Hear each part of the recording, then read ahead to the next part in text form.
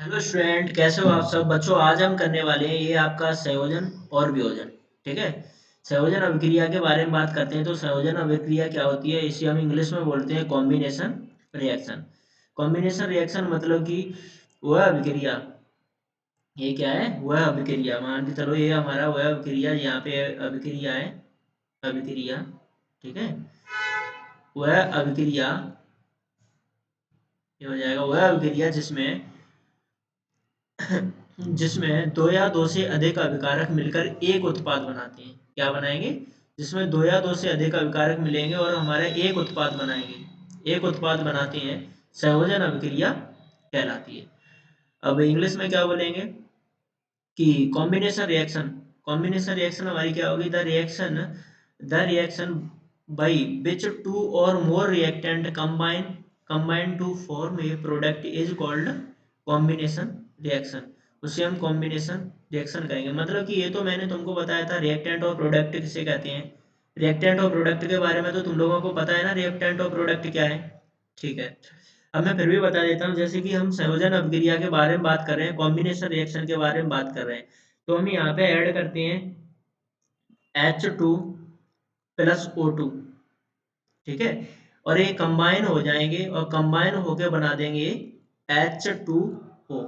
H2O जो इधर ये होगा, इधर वाला ये सारा का सारा होगा, ये हमारा अभिकारक कहलाएगा। क्या कहलाएगा?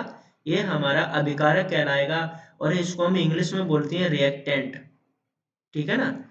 तो इसको हम इंग्लिश में क्या बोलेंगे? रिएक्टेंट। और इसको हम हिंदी में बोलेंगे उत्पाद। क्या बोलेंगे हिंदी में? उत्पाद। और इंग्लिश में ये क्या हो जाएगा? प्रोडक्ट। PRODUCT, product. ठीक है ना। ये तुम्हारा प्रोडक्ट हो जाएगा। मतलब कि हम कहते हैं कि वह अभिक्रिया जिसमें दो या दो से अधिक अभिकारक मिलकर एक उत्पाद बनाते हैं। तो क्या ये एक उत्पाद बनाया है ना, एक ही उत्पाद बनाया है, एक ही प्रोडक्ट बनाया है, एक प्रोडक्ट बनाते हैं, तो इसे हम कॉम्बिनेशन रिएक्शन कहते हैं, संयोजन अभिक्रिया कहते हैं। बैलेंस रिएक्शन के लिए मैंने बैलेंस रिएक्शन के बारे में बता दिया। वैसे मैं इसको डायरेक्टली बैलेंस कर देता हूँ। और मैंने तुम्हारी दूसरी बार एक वीडियो में इसमें बताया है बैलेंस रिएक्शन के बारे में। अगर किसी को रिएक्शन बैलेंस करना नहीं आती हो ना, तो मुझे कमेंट में जरूर बताना, मैं रिएक्शन बैलेंस करना उसको सिखा दूंगा। ठीक है बच्चों। अब आता है हम वियोजन अभिक्रिया के बारे में बात करते हैं। वियोजन अभिक्रिया मतलब डिकम्पोजिशन रिएक्शन। अब इनमें क्या होता है? जिनमें एकल अभिकारक दो या दो से अधिक उत्पाद बनाते हैं। मतलब कि इसमें रिएक्टेंट वाला, ये जो हमने रिएक्टेंट वाला पार्ट है ना, ये टूट जाएगा, मतलब उसका डिकम्पोज हो जाएगा। और इससे हमारा जो उत्पाद बन जाएंगे ना, उत्पाद बन जाएंगे, मतलब कि जो प्रोडक्ट बनेंगे वो दो प्रोडक्ट बन जाएंगे। उसे हम वियोजन अभिक्रिया कहते हैं। डिकम्पोजिशन रिएक्शन की बात करते हैं। इंग्लिश में देखते हैं, इंग्लिश वाले बच्चे क्या नोट करेंगे। डिकम्पोजिशन रिएक्शन, डिकम्पोजिशन रिएक्शन मतलब a decomposition reaction in which a single reactant form two or more product is called a dissociation reaction. यहाँ पे डिसोसिएशन, डिसोसिएशन में डिसोसिएशन मतलब वैसे टूटना होता है।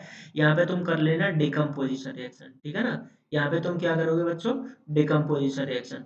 ठीक है। यहाँ पे डिकम्पोजिशन रिएक्शन कर लेना। ठीक है। अब देखो इसका एक एग्जांपल ले लेते हैं, एग्जांपल भी सीख लेते हैं। एग्जांपल में जैसे कि हम चलो वाटर वाला ही ले लेते हैं। वाटर वाला एग्जांपल ले लो। क्या है हमारा? हमने यहाँ पे 2H2O ए इसका डिकम्पोज करा दिया, इलेक्ट्रोलाइट करा दिया।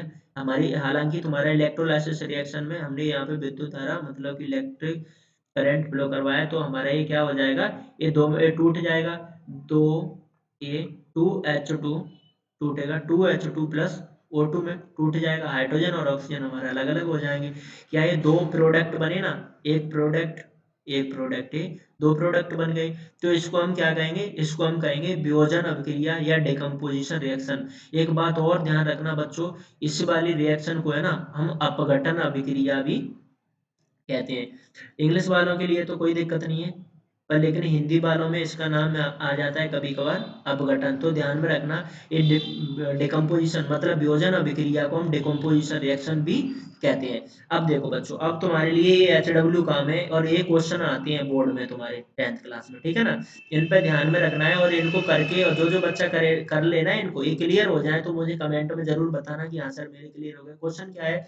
वियोजन अभिक्रिया को संयोजन अभिक्रिया के विपरीत क्यों कहा जाता है और इन अभिक्रियाओं के समीकरण दीजिए। तो देखो वैसे वैसे मैं बोल के आंसर बता देता हूँ, इसका वियोजन अभिक्रिया को संयोजन अभिक्रिया के विपरीत क्यों कहा गया है। अब इधर देखते हैं हम संयोजन अभिक्रिया में। संयोजन अभिक्रिया में क्या हुआ, इसमें दो रिएक्टेंट थे हमारे पास, एक रिएक्टेंट ए और एक रिएक्टेंट ए, दोनों रिएक्टेंट मिलके इन दोनों ने क्या बनाया, एक प्रोडक्ट बनाया, एक उत्पाद बनाया, ठीक है ना, एक उत्पाद बना दिया। और इसमें संयोजन में क्या होता है, इस वियोजन वाले में क्या होता है, डिकम्पोजिशन में, इसमें हमारे पास रिएक्टेंट एक होता है और एक रिएक्टेंट मिलके हमारा दो प्रोडक्ट बनाता है, दो प्रोडक्ट बनाता है। तो उल्टा है, तो हम कह सकते हैं कि संयोजन अभिक्रिया को वियोजन अभिक्रिया के विपरीत इसलिए कहा जाता है क्योंकि संयोजन अभिक्रिया में दो रिएक्टेंट मिलके एक प्रोडक्ट बनाते हैं, और वियोजन अभिक्रिया में एक रिएक्टेंट डिकम्पोज होके दो प्रोडक्ट बनाता है, इसलिए इनको विपरीत कहा गया है, इसलिए इनको क्या है, अपोजिट एक दूसरे के कहा गया है। तो इस वाले क्वेश्चन को तुमको घर से करना है और मुझे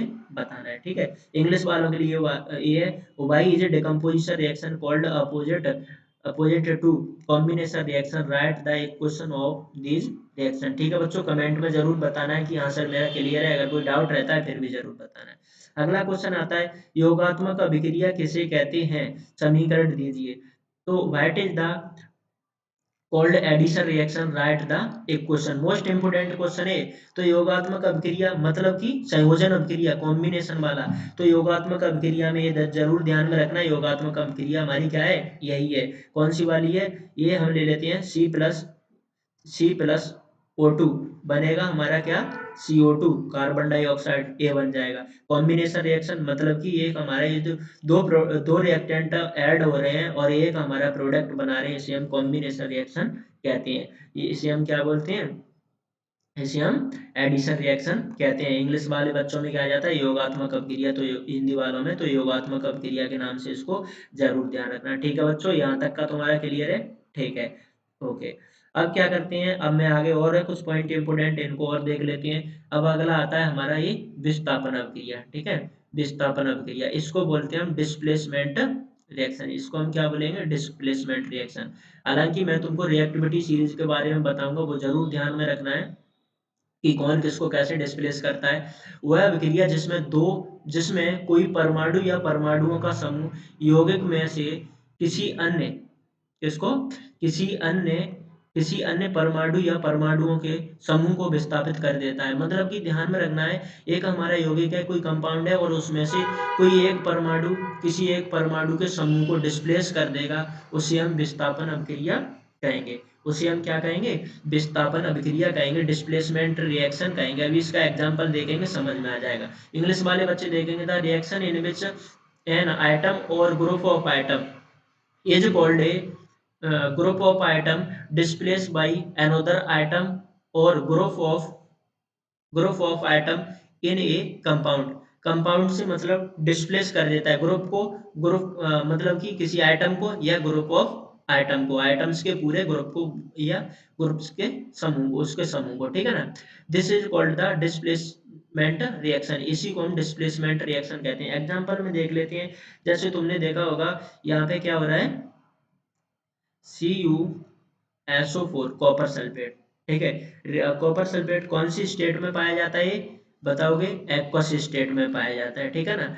और किससे रिएक्ट कराएगा, ये Fe से रिएक्ट कराएगा, Fe हमारा पाया जाता है सॉलिड स्टेट में, ठीक है। और रिएक्शन में ये क्या हो जाएगा, रिएक्शन में FeSO4 क्या बनेगा, FeSO4 और FeSO4 plus Cu Cu Cu हमारा यहाँ पे होगा कॉपर सॉलिड स्टेट में, और ये तुम्हारा होगा एक्वस स्टेट में। कौन सी स्टेट में होगा बच्चों, एक्वस स्टेट में। अब हम कहेंगे कि यहाँ पे CuSO4 मतलब यहाँ पे कॉपर सल्फेट है, और यहाँ पे ये क्या है, Cu को डिस्प्लेस कर दिया जा रहा है। तो हम कह सकते हैं कि यहाँ पे जो आयरन है ना, Fe है, Fe Cu से ज्यादा हाई रिएक्टिव है। तो हाई रिएक्टिव होने के कारण इसने क्या किया, इसने Fe ने Cu के साथ कंबाइन हो गया, Fe कॉपर के इसके साथ में, सल्फेट के साथ में, SO4 के साथ में कंबाइन हो गया और Cu को डिस्प्लेस कर दिया। मतलब कि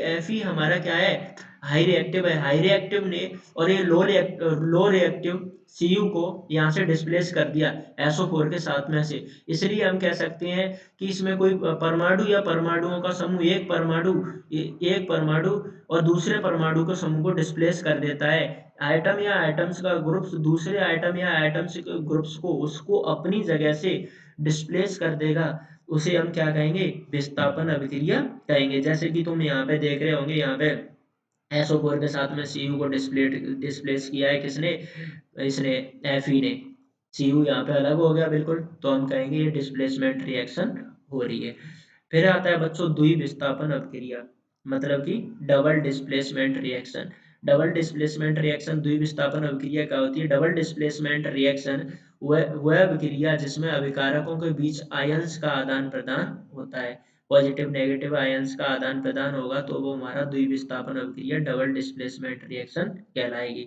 इंग्लिश वाले बच्चे देखते हैं, वीडियो थोड़ी सी लंबी होगी, ठीक है बच्चों, जल्दी खत्म कर लेते हैं। इंग्लिश वाले बच्चों के लिए क्या है, the reaction in which the exchange of ions between reactant take place is called double displacement reaction. मतलब कि इसमें हमारा किसका है, आयंस का एक्सचेंज होगा। आयंस तुमको सबको पता है कि आयंस क्या होते हैं, पॉजिटिव और नेगेटिव आयंस होते हैं, इनके बीच में रिएक्शन होगी, इसे हम डबल डिस्प्लेसमेंट रिएक्शन बोलेंगे। ठीक है, एक एग्जांपल देख लेते हैं सिंपल सा, हमारा क्या है, BaCl2, BaCl2 plus plus ZnSO4, ZnSO4 Bill Gates मिलेगा हमको क्या, ZnCl2 प्लस BaSO4 क्या मिलेगा, हाँ, ZnCl2 प्लस BaSO4, मतलब कि यहाँ पे देखो बी ए और यहाँ Cl2, यहाँ पे ZnSO4, यहाँ पे इनका आयंस का, ये नेगेटिव आयंस ये पॉजिटिव आयंस, ठीक है, और यहाँ पे भी नेगेटिव पॉजिटिव नेगेटिव पॉजिटिव, तो हम कहेंगे ये आयंस का एक्सचेंज हुआ है। इस वाली रिएक्शन में क्या हुआ है, आयंस का एक्सचेंज हुआ है। आयंस का एक्सचेंज होने की वजह से तो हम इसको द्विविस्थापन अभिक्रिया कहते हैं। द्विविस्थापन डबल डिस्प्लेसमेंट में रिएक्शन में क्या कहते हैं, in which reaction exchange of ions, मतलब रिएक्टेंट और प्रोडक्ट के बीच में आयंस का एक्सचेंज होता है, इसे हम डबल डिस्प्लेसमेंट या द्विविस्थापन अभिक्रिया कहते हैं। अब बच्चों तुमको क्या करना है, इसके जो एग्जांपल ये तुमको HW काम दे रहा हूँ, ध्यान रखना।